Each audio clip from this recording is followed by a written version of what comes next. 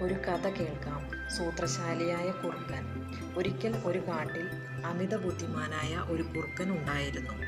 ഒരു ദിവസം വിശന്നു വലഞ്ഞ കുറുക്കൻ ഭക്ഷണം തേടി നടക്കുമ്പോൾ ദൂരെ മരക്കൊമ്പിലിരിക്കുന്ന ഒരു കാക്കയെ കണ്ടു.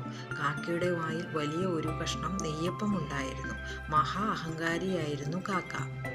തന്നെ ആർക്കും തോൽപ്പിക്കാൻ പറ്റില്ലെന്നും താൻ വലിയ ബുദ്ധിമാനാണെന്നുമാണ് കാക്കയുടെ വിചാരം. നെയ്യപ്പത്തിൽ കണ്ണുവെച്ച കുറുക്കൻ ഒരു സൂത്രം ചിന്തിച്ചു. അവൻ മരച്ചുവട്ടിൽ ചെന്ന് കാക്കയോട് പറഞ്ഞു, "അല്ലയോ കാക്കപ്പക്ഷി, അങ്ങ് എത്രയോ സുന്ദരനാണ്.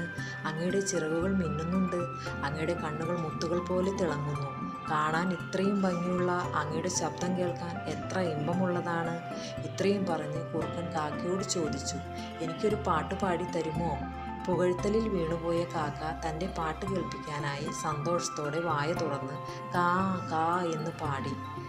തൽക്ഷണം കാക്കയുടെ വായിലിരുന്ന നെയ്യപ്പം താഴെ വീണു. കുറുക്കൻ വേഗം അപ്പവുമെടുത്ത് ഓടിമറഞ്ഞു. ബുദ്ധിശൂന്യനായ കാക്ക താൻ പറ്റിക്കപ്പെട്ടതോർത്ത് കാ കാ കാ എന്ന് കരഞ്ഞുകൊണ്ട് പറന്നുപോയി. ഈ കഥയുടെ ഗുണപാഠം: മുഖസ്തുതി പറയുന്നവരെ അന്ധമായി വിശ്വസിക്കരുത്. അവർ നമ്മളെ ചതിക്കാൻ സാധ്യതയുണ്ട്.